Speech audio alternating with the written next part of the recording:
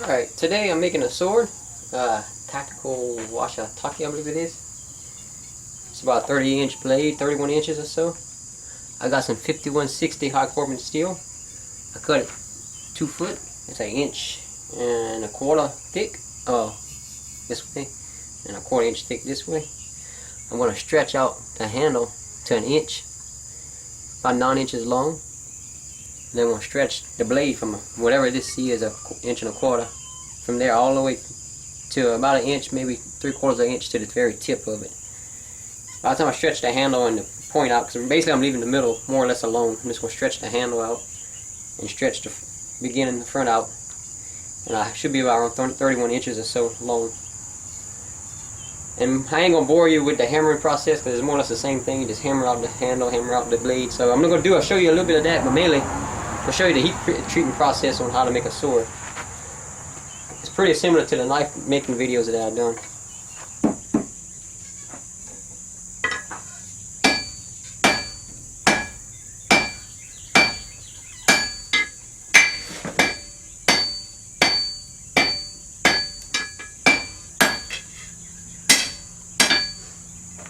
You see already I'm working it down, just hammering both.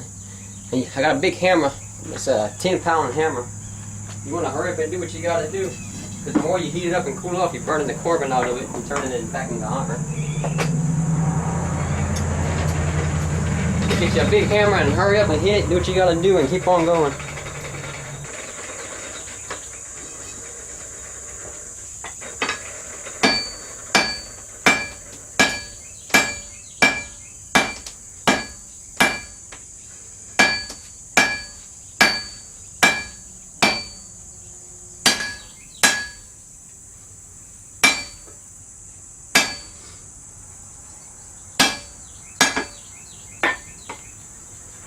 Alright, I knocked it down about an inch for the handle, about 8 inches long. Now I'm going to start probably a little ways up the blade, about 3-4 inches, and work it down until I get it down to where I want it.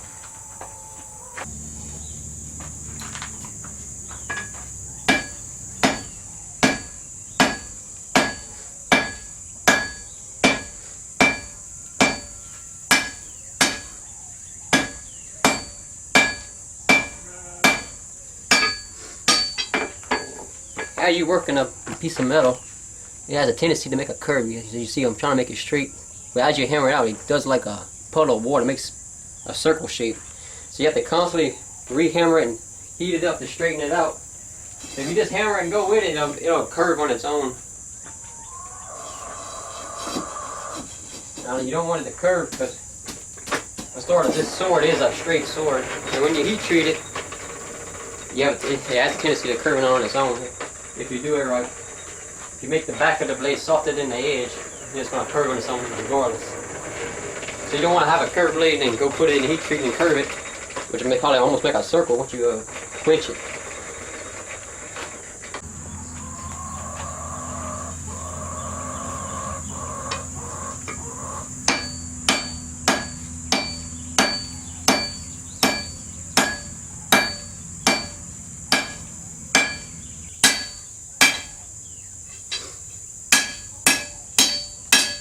So I constantly keep flipping and rechecking, looking down the edge.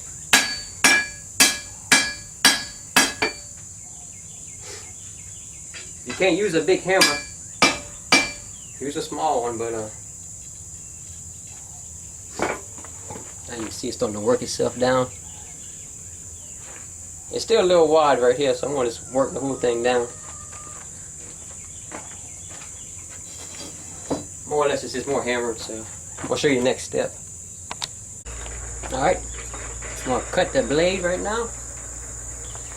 I'll show you what I'm talking about. First of all, I got this little cap. Put in my ammo, so I don't cut my ammo with a chisel. Try to protect it. I also got a little thing right here to help hold stuff for me. Provided it used to work on my old ammo. I don't know if it's going to work on this one.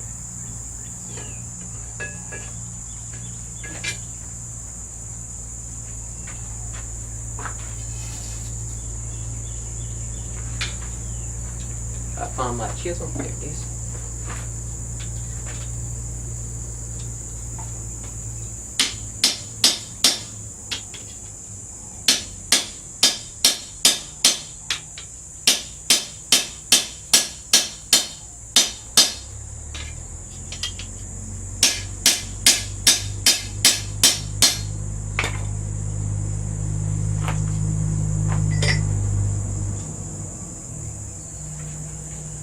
That's what I'm doing. I'm just cutting down for the edge of the blade after you stretched out square. I'm just making the edge of the blade right now.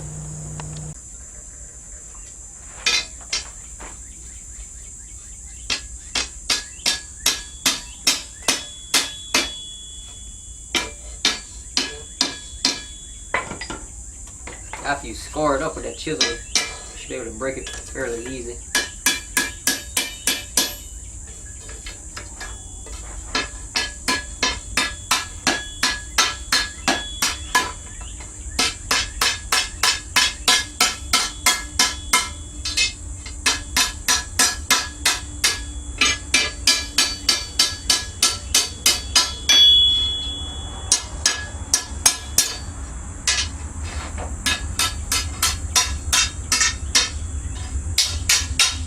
There you go, just broke.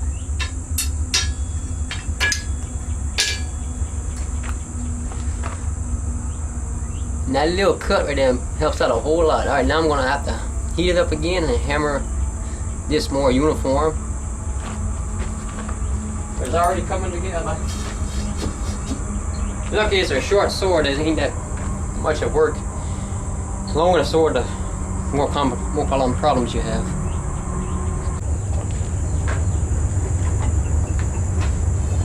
I'm using a smaller hammer now.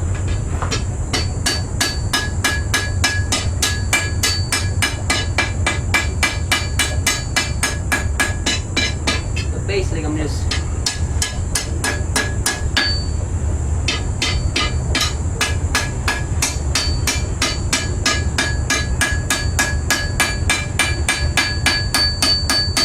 now you can use a grinder for this too, yeah, but while I'm heating it up, I just assume use a hammer.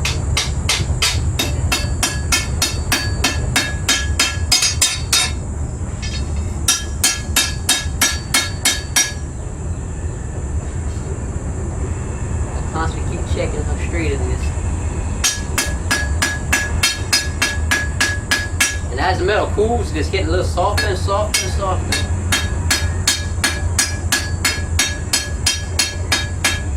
You're just making the grains in the metal much tighter. Don't hit it hard when it cools off, you can crack it.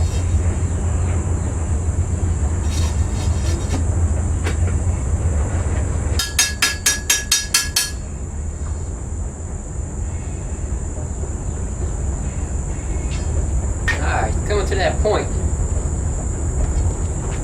I already used the grinder on it to make the handle a little bit more profound.